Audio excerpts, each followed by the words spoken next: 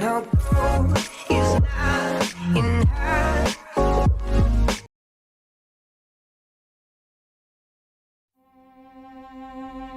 '78, I came to Europe to compete for the first time. It was pure driving. It was real racing. And that makes me happy. Oh my goodness, this is fantastic! I think we are watching the arrival of Ayrton Senna, a truly staggering talent.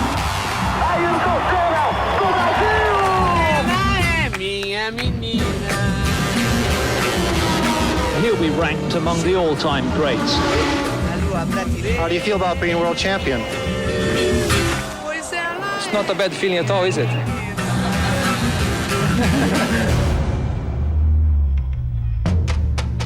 Ayrton has a small problem. He thinks that he can't kill himself. And I think that's very dangerous. We are competing to win. And if you no longer go for a gap, you're no longer a racing driver. Now Frost takes the lead. Senna is trying to go through on the inside. I was treated like a criminal. The best decision is my decision. I can't stand this. Walking away from the dark forces just doesn't become an option. I was not going to give up. So have any of your girlfriends ever asked you to go faster? Yeah. There was an energy, a force, a spirit. It was electrifying.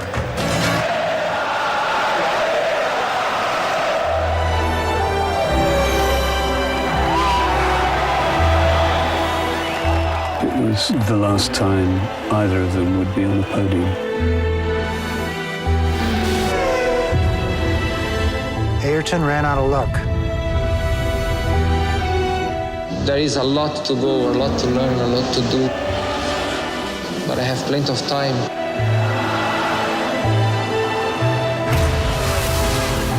Pure driving, real racing. That makes me happy.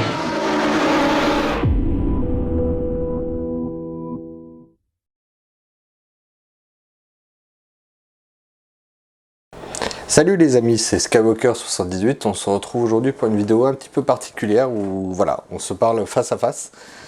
On est maintenant donc au mois de mai, on est maintenant sur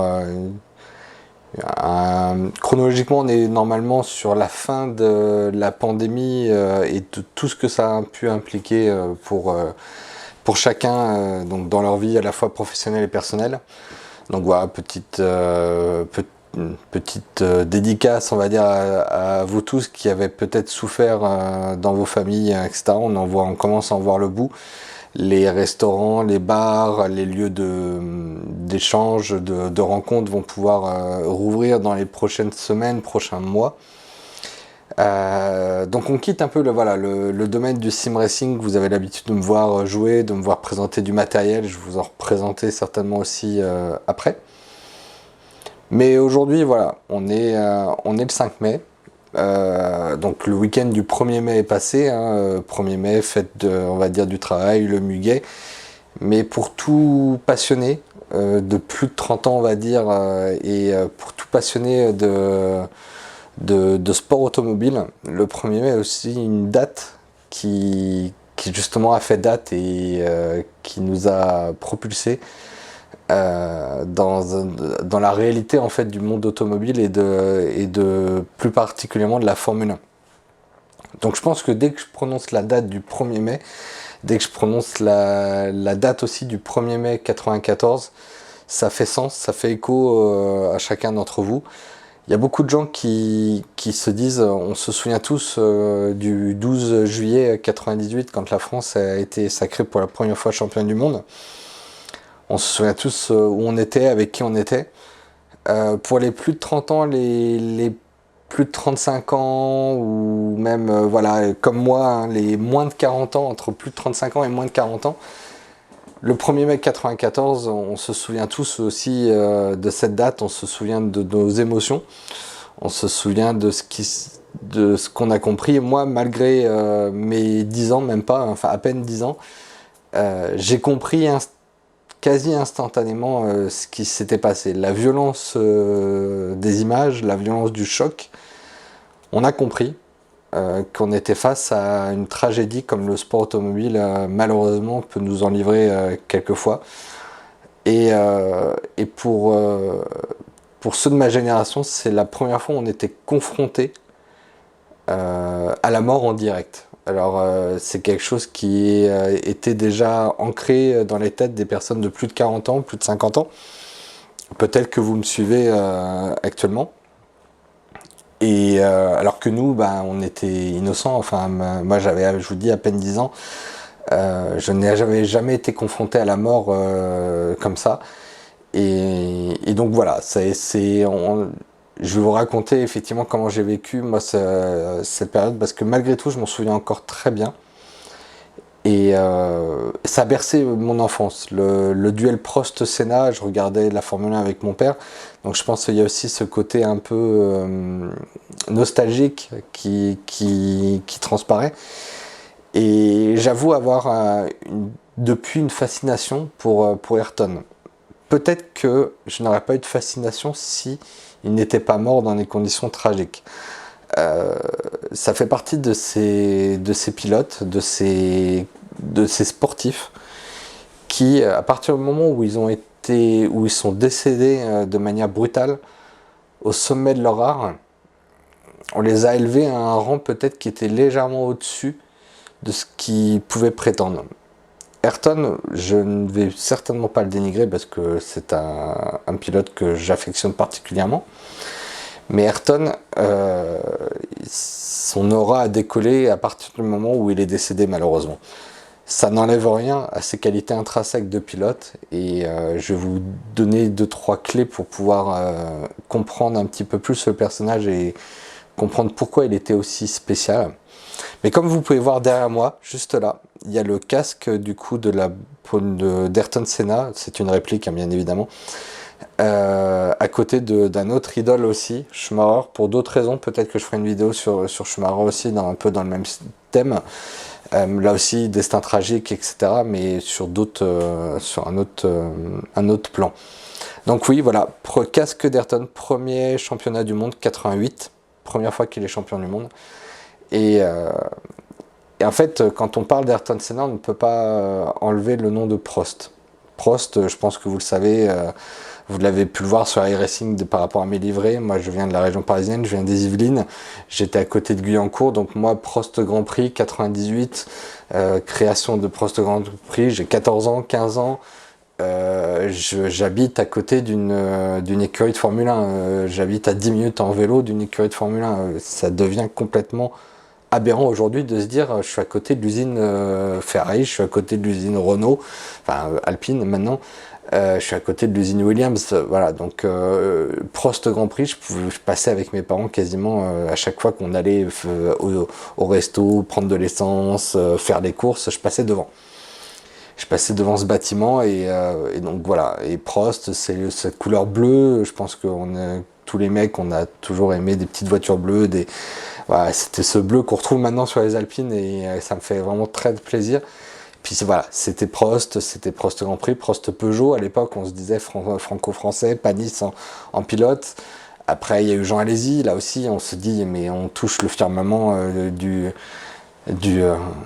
franco-français. Alors c'était plus à part la Peugeot 3 qui était une vraie merde, hein, soyons clairs, malgré tout elle était plutôt jolie, écurie Prost, moteur Peugeot, Jean Alesi.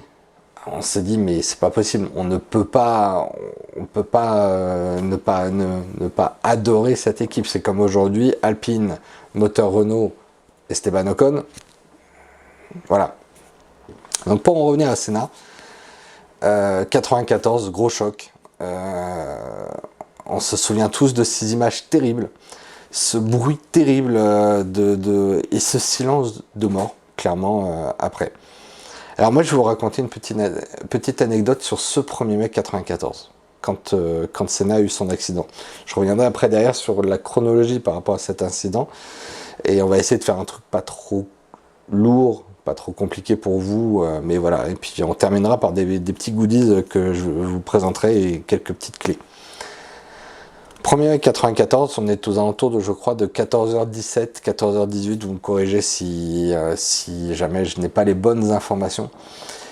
Senna tape le mur avec un angle terrible qui fait que en fait, un des bras de suspension transperce le casque et du coup lui cause des dommages neurologiques irréversibles. Malgré tout, c'est un sportif de haut niveau, un athlète accompli, et du coup son cœur bat encore. A priori, son cœur s'est arrêté de battre au moment où ils ont sorti Senna du cockpit. Et par contre, son cœur s'est de nouveau arrêté et pour définitivement, a priori, à l'hôpital à Bologne. Donc quand il tape, ce bras de suspension traverse le casque et du coup lui cause des dommages irréversibles et donc Senna saigne beaucoup. Sid Watkins, qui est le médecin en fait qui intervient sur chaque accident, se précipite du coup vers le pilote et prodigue les premiers soins, aider des commissaires de piste et des premiers secours. Et moi, en fait, du haut de mes 9 ans et quelques, première réaction d'enfant, hein, je vous demanderai de me pardonner cette réaction, c'est un cri de victoire. Un cri de victoire, pourquoi? Parce que c'était le duel Prost-Senna, il faut voir ça avec des yeux d'enfant. Et du coup, on se dit, c'est la victoire du bourreau, c'est la victoire de la France face au Brésil, bizarrement, qui s'est reproduit d'ailleurs, maintenant que je vous en parle, 4 ans après. Est-ce qu'il y a un lien? Je ne sais pas. Mais voilà, c'est la victoire de la France contre le Brésil, c'est la victoire de Prost contre Senna, et on se dit que du haut de mes 9 ans, je me dis que avec toutes les crasses qu'a pu faire Senna à Prost, et je vais y revenir aussi là-dessus, c'est que justice. Et je crois que dans les 15 secondes qui suivent, après ce cri de victoire, se dire « ouais, super », je m'effondre en larmes. Je m'effondre en larmes parce qu'en fait, je prends conscience en une fraction de seconde, ça vrille direct, et en fait, je passe de la satisfaction en fait du retournement de cette situation à la prise de conscience directe qu'en fait, on est face à un événement tragique qui se passe en direct. Ce qui aujourd'hui est inconcevable. Aujourd'hui, on ne présente plus les images, on ne peut plus montrer les images d'un accident. Il y a toujours un délai de quelques secondes de décalage qui permet en fait à la télévision de couper avant de voir des images terribles. Mais là, en fait, on se rend compte, et vous le verrez dans ce que je vais vous présenter tout à l'heure, on peut voir ces images sur internet, sur YouTube, peut-être que je vous les présenterai, peut-être pas complètement, parce que pour une question de censure, c'est évident. Mais voilà, donc du coup, je m'effondre en larmes. Et je comprends en fait instantanément que peut-être que mon idole n'est pas forcément Prost, malgré toute l'affection que j'ai pour Alain Prost. Et je vous l'ai dit, un Prost Grand Prix, ça a été... j'ai acheté plein de choses de Prost Grand Prix quand j'ai pu. J'ai flâné sur les brocantes pour essayer de trouver des pièces de Prost Senna. Et puis j'ai essayé d'avoir une partie de mes économies qui passaient là-dedans. Alors après, forcément, je peux pas acheter un châssis de Prost Grand Prix. Je nourris le rêve de pouvoir faire un stage de F1 sur une AP02, une AP03 ou même AP04, je crois d'ailleurs. Mais bon, ça coûte un peu d'argent. Aujourd'hui, j'ai pas forcément d'argent à mettre là-dedans et je préfère le mettre dans d'autres choses. Donc voilà, donc Senna, ce côté un peu... cette fragilité qui apparaît tout de suite, on se dit il n'est pas si mortel que ça. On l'a vu faire des choses de génie. Durant toute sa carrière, quand il a commencé chez Toleman jusqu'à Williams-Renault, C'est un des pilotes, et je mets un peu Fernando dans le même panier, qui est capable de se transcender et d'aller chercher les derniers dixièmes de seconde, les dernières secondes, d'exploiter à 105, 110 ou 120% une voiture. Senna, Magic Senna comme on l'a appelé, était un véritable magicien sous la pluie. Moi j'ai pu regarder certains documentaires, et en fait tout simplement c'était pas parce qu'il avait un don. Pour moi il n'y a pas de don, c'est du travail. Et Senna avait horreur de la pluie. Il faut savoir que Senna avait horreur de la pluie, mais simplement il disait que par rapport aux autres pilotes il ne levait pas le pied. Il avait travaillé comme un forcené lors de ses années de karting en disant voilà, dès qu'il pleuvait, je prenais mon karting et j'y allais, et j'essayais de comprendre comment le kart pouvait réagir dans telle ou telle situation. Et puis on se souvient de Senna, Toleman, Monaco, je crois en 87, 86, 84 peut-être même, qui, avec une modeste voiture, l'équivalent d'une d'une Williams d'aujourd'hui ou d'une Haas aujourd'hui, arrive deuxième d'un Grand Prix qu'il aurait dû gagner si Prost n'avait pas demandé à arrêter le Grand Prix avant l'heure. Puisque les conditions étaient dantesques et qu'il n'y avait que quelqu'un comme Senna qui arrivait à faire des prouesses sous la pluie. Donc voilà, il y a beaucoup de choses. Le duel Prost-Senna, on pourrait passer des heures là-dessus. Ça n'enlève rien aux qualités du pilote, mais il y a d'autres youtubeurs qui ont fait des vidéos hommages et beaucoup plus documentées que moi. Moi, c'était pas le but, c'était un peu de, voilà, face à face, qu'on se parle et vous permettre un petit peu de vous dire ce 5 mai 2021. Un peu la nostalgie qui m'habite et me dire que je ne sais pas ce qu'aurait pu faire Senna s'il était sorti indemne de cet accident. Est-ce qu'il aurait eu cette aura qu'il a aujourd'hui? Est-ce qu'il aurait gagné 2, 3, 4, 5, 10 titres de champion du monde? L'avenir ne nous le dira pas. Par contre, il y a un petit livre que je vous présenterai qui résume très très bien ça et qui, je trouve, est très très bien écrit. Voilà, j'espère qu'au niveau de ce que je vous ai dit, de ma passion pour Ayrton Senna que je vous ai partagé, ça ne vous a pas trop saoulé, que vous n'avez pas arrêté la vidéo. Mettez dans les commentaires en bas ce que vous en pensez, ce que Senna représente pour vous.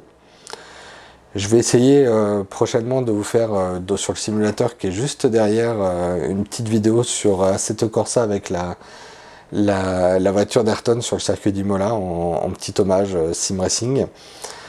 Mais tout de suite on va passer un petit peu sur les différents goodies que j'ai d'Ayrton Senna.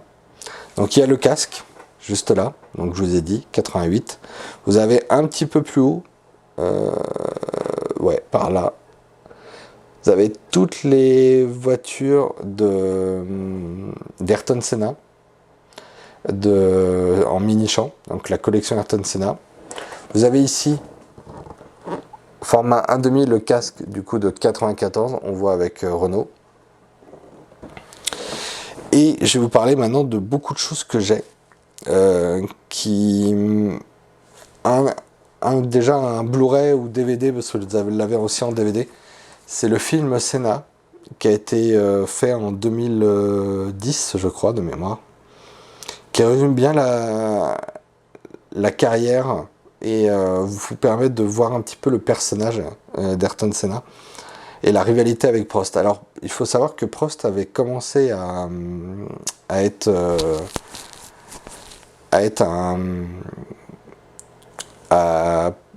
aider en fait à la production du film, enfin en tant que consultant, voilà, je cherchais le terme, en tant que consultant sur le film, et qu'il a vite arrêté parce qu'en fait il ne dépeigne pas ce qui s'est passé après Imola, après la fin de la carrière de Prost, excusez-moi.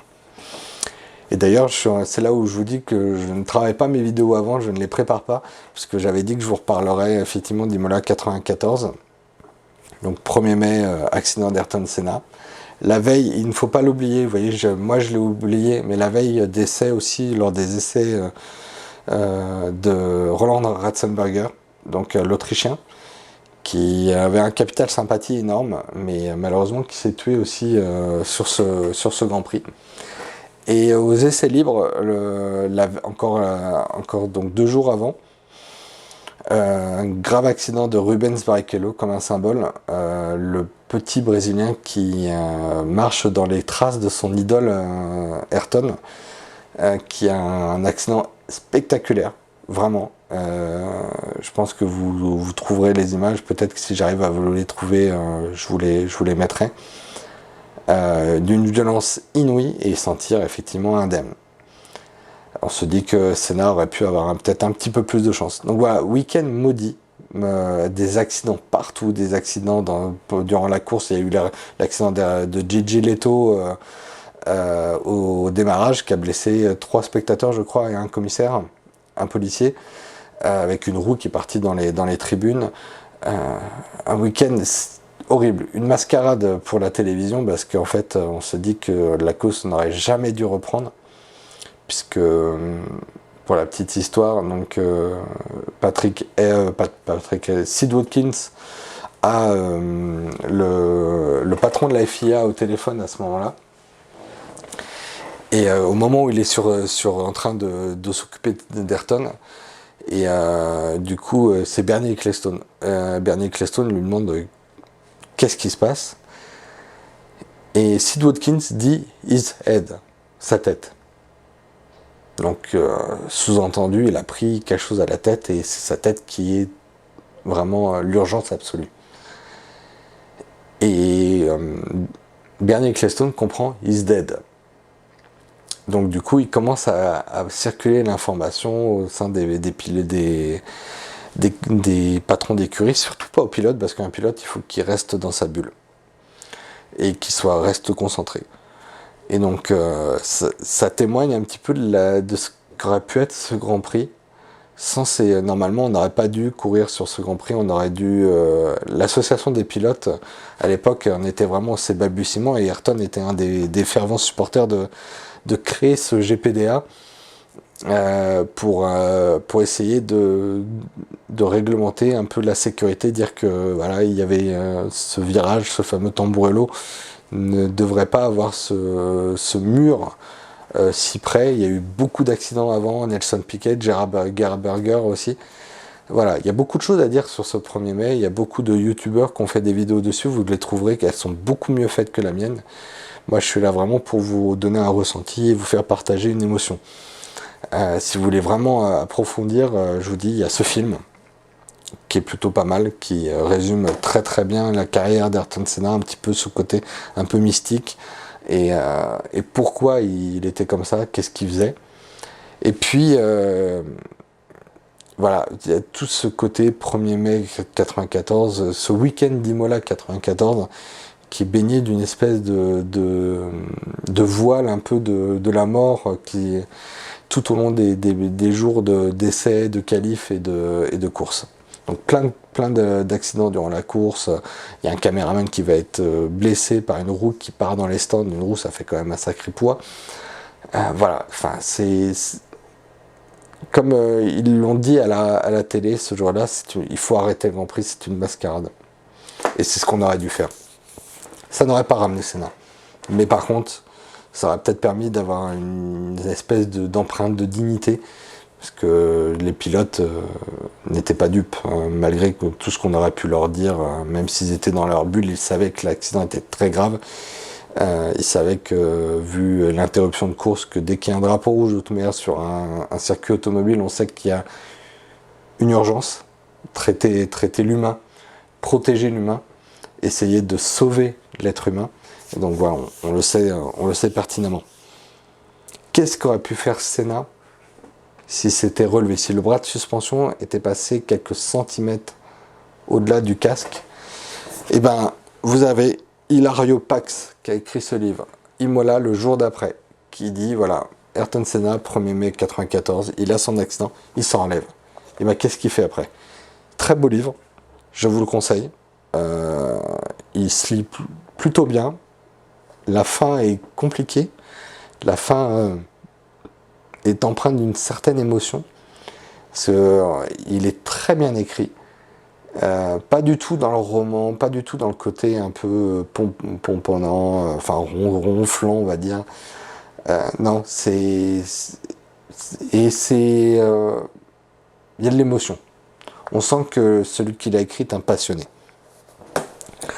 En parlant de passionné, en parlant de livres, voici 2 livres de Lionel Froissart.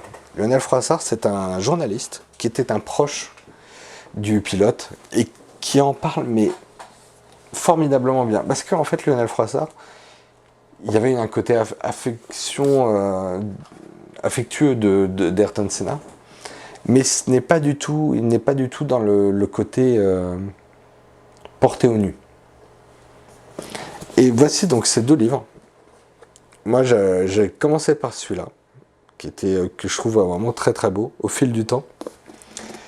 Et Ayrton Senna, Croisement d'une vie, donc qui montre un peu, donc ils l'ont fait lors des 10 ans de la mort d'Ayrton Senna, donc qui commence à être un petit peu ancien. Mais ce que j'aime bien, c'est que voilà, il en parle, il parle un petit peu. Il y a des images, vous voyez un peu Ayrton Senna dans ses débuts. Et différents débuts. Après, vous avez plus des bouquins un petit peu avec des photos. Donc vous avez celui-là, Ayrton Senna en images, une vie en images. Donc avec beaucoup de photos, comme vous pouvez voir, le côté un peu avec quelques bouquins, mais beaucoup de photos. C'est un recueil de photos. Au fur et à mesure des duels Prost-Senna, etc. chez McLaren. Vous avez même un dossier Michel Vaillant, donc sur Senna. Moi j'aime beaucoup Michel Vaillant pour le côté dessin qui sont assez réalistes. Mais là encore, vous n'avez pas que des dessins, vous avez aussi un peu qui est redondant avec celui que je vous ai présenté avant. Mais vous avez quand même de très très beaux dessins. Ils sont vraiment très bien faits. On reconnaît tout de suite le côté Michel Vaillant. Un autre dessin aux éditions Glénat. Senna, Histoire d'un mythe. Donc pareil, voilà, le beau dessin qui montre un petit peu effectivement les différentes étapes de la vie d'Ayrton Senna. On voit cette image avec sa dernière voiture. Et enfin, un très gros livre qu'on trouve assez souvent, mais moi qui est très beau, qui s'appelle Immortel. Et dedans, vous avez, alors j'aime bien un peu ce côté, c'était très à la mode à une époque, ce côté un peu, voilà, le bouquin. Vous avez aussi vous avez, voilà, des petites pochettes. Vous avez des documents, alors des répliques, des documents de l'époque. Là, c'est une lettre. C'est une lettre longue et détaillée à son ami et manager. Donc ça date de 82, qui suivit sa 5e victoire en Formule 2. Alors que ses freins avaient lâché. Vous avez plein de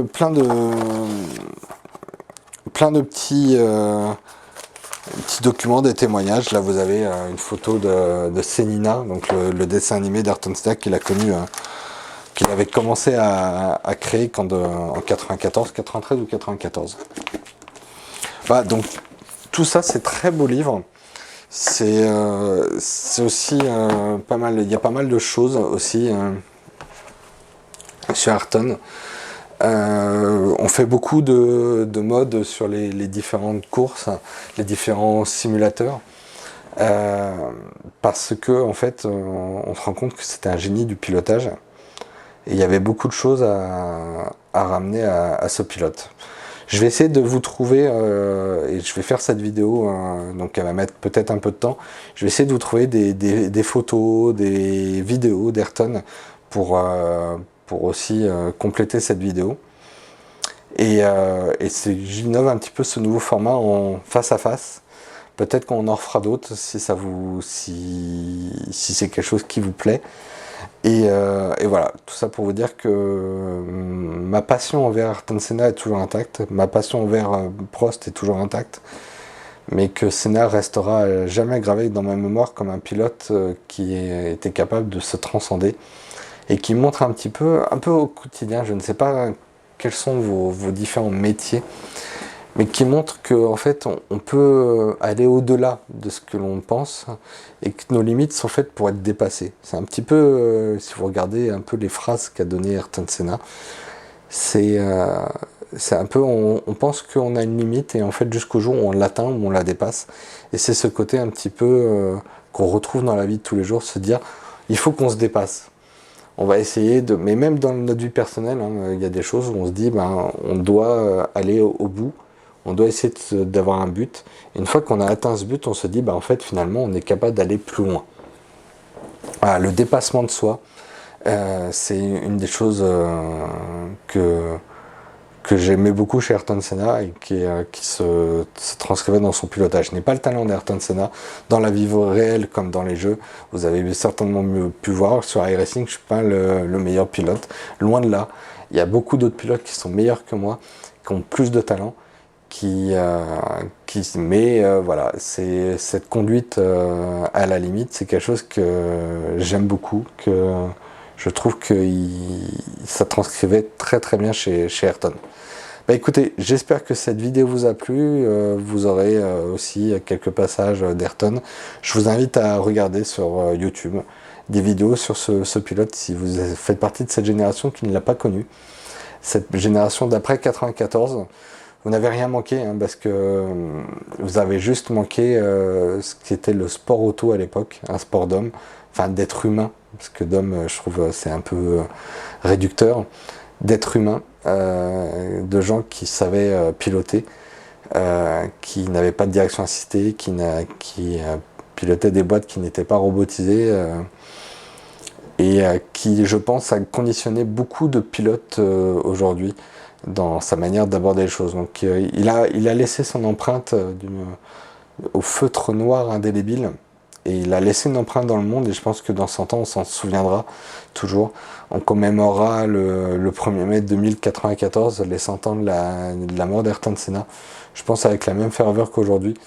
Il faisait beaucoup pour le Brésil, et malheureusement le Brésil aujourd'hui paye un lourd tribut par rapport au Covid. Et il ne faut pas oublier que dans le monde, il y a des gens qui meurent de faim, qui meurent de maltraitance, qui meurent de sous-nutrition, qui meurent du Covid parce qu'ils n'ont pas accès aux soins. Et c'est ce que Senna défendait, que Senna, qui venait d'un milieu aisé, défendait l'égalité des chances. Et c'est pas parce qu'on est né avec une cuillère en argent qu'on devrait avoir plus que la personne qui est née dans les bidonvilles à Sao Paulo. Il repose aujourd'hui, justement en parlant de Sao Paulo, il repose au cimetière de Morumbi. Donc moi je n'ai pas encore eu la chance d'y aller. J'ai eu la chance, et je vais essayer de vous retrouver les photos. J'ai eu la chance d'aller lors d'un voyage en Italie à l'usine Lamborghini. Il y avait une expo avec les voitures d'Ayrton Senna. Et il y avait notamment la Lamborghini d'Ayrton Senna avec, comme il devait normalement, 93 je crois, au lieu d'avoir un moteur Peugeot, il devait avoir un V12 Lamborghini, et ça aurait fait une McLaren Lamborghini, et c'est pour ça que cette expo était hyper intéressante. Il y avait beaucoup de choses, donc je vais essayer de vous retrouver les photos, je vais essayer de les mettre aussi dans cette vidéo. Voilà les amis, c'était tout. J'espère que ça ne vous a pas trop fait suer, pour rester poli. Sachez que, mettez les commentaires sur ce que vous en pensez. On pourra se faire, si ça vous plaît, un échange comme ça en live. Partager nos émotions sur Ayrton Senna, ça peut être intéressant juste sur Ayrton Senna. On pourra le dupliquer après sur d'autres sujets. Mais partageons cette passion qu'avait Ayrton de la Formule 1 et du sport automobile en particulier.